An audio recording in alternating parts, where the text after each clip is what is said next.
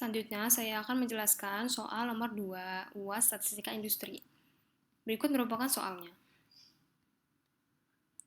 Nah, yang ditanya adalah A. Buatlah sebuah scatterplot antara variabel X dan Y. Nah, berikut adalah scatterplot antara variabel X dan Y. Nah, bisa kita ketahui bahwa titik-titik yang didapat pada tabel ini yaitu merupakan pertemuan antara X dan Y. Contoh, 27 dan 30. X 27 kira-kira dia berada di sini. 30 dia berada di sini, maka titik temunya adalah di sini. Selanjutnya, titik X44 dan Y19. Titik X44 dan Y19, maka kira-kira titiknya ada di sini. Seterusnya sampai 52 dan 14. X52 dan Y14 ada di sini. Nah, garis ini adalah garis linear kecenderungan arah si titiknya ini. Dia ke arah kiri kan, atau negatif, berarti kita buat garis seperti ini. Kemudian, yang kedua ditanya tentang korelasi sampel antara X dan Y.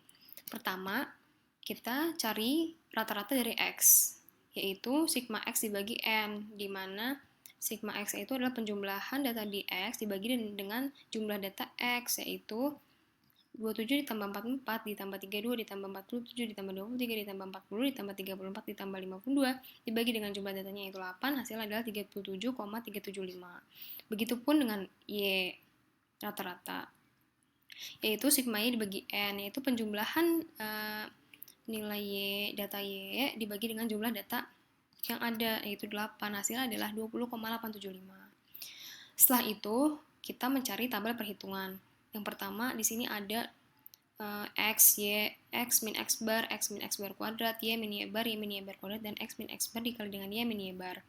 Berikut adalah hasil perhitungannya dengan totalnya X yaitu 299, Y 167, X min X bar 0,005, X min X bar kuadrat 711,88, Y min Y bar 0, Y min Y bar kuadrat 286,88, dengan X min X bar dikali Y min Y bar yaitu min 427,63.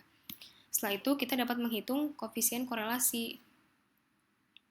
Koefisien korelasinya yaitu R sama dengan sigma N I sama dengan 1 X min X bar dikali Y min Y bar dibagi dengan akar X N I sama dengan 1 X min X bar kuadrat dikali dengan sigma N I sama dengan 1 Y min Y bar kuadrat, di mana nilainya adalah min 427,63 dibagi dengan akar 711,88 dikali 286,88. Hasilnya adalah min 0,95. Di mana min 0,95 ini dia mendekati min 1. Maka dari itu, nilai koefisien korelasi mendekati min 1 mengindikasikan terdapat hubungan linear negatif yang kuat antara dua variabel. Setelah itu, yang C, kita disuruh mencari slope dan intercept-nya.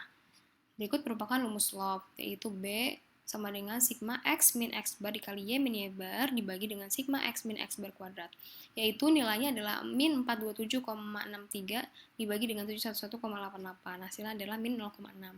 Dan interceptnya yaitu min sama dengan sigma Y per N dikurang dengan B sigma X per N, di mana nilainya adalah 167 bagi 8 dikurang dengan min 0,6 dikali dengan 299 dibagi 8, hasilnya adalah 43,3. Untuk poin D, kita disuruh apakah hipotesis yang 0 yang menyatakan tidak ada pengaruh X terhadap Y akan ditolak pada taraf nyata 5%. Yang pertama, kita harus menentukan H0-nya terlebih dahulu. H0 yaitu kita di sini menggunakan uji T. Nah, H0 itu slope H0 itu beta sama dengan 0, yaitu tidak ada pengaruh X terhadap Y. Dan H1-nya itu beta tidak sama dengan 0, yaitu ada pengaruh X terhadap Y. Setelah itu kita menggunakan uji statistik yaitu uji T terhadap slope, di mana rumusnya adalah sebagai berikut. B min beta 0 per SB. SB-nya belum diketahui, kita cari terlebih dahulu SB. Karena komponen S dan SXX belum diketahui, kita terlebih dahulu cari komponen S dan SXX. Nah, S-nya itu rumusnya adalah seperti berikut, dan dengan SSE-nya itu yaitu dengan mencarinya untuk mencarinya adalah sebagai berikut. SYY min BSXY, yaitu nilainya adalah 30,302. Di mana S-nya itu kita dapat akar 30,302 dibagi 8 min 2, yaitu hasilnya 2,247. Nah, kita masukin ke rumus SB-nya. 2,247 dibagi SX-nya itu berapa sih? 711,88, yaitu akar 711,88, hasilnya adalah 0,084. Setelah dapat SB-nya, kita masukin ke rumus T. B-nya itu kan min 0,6, dikurang dengan B0 kan nggak ada, yaitu 0, dibagi dengan 0,084, hasilnya minus 7,14. Setelah itu, kita tentukan daerah kritis dan kriteria uji, di mana di situ ada komponen taraf nyatanya tadi diketahui di soal, yaitu 5%, di mana 0,05.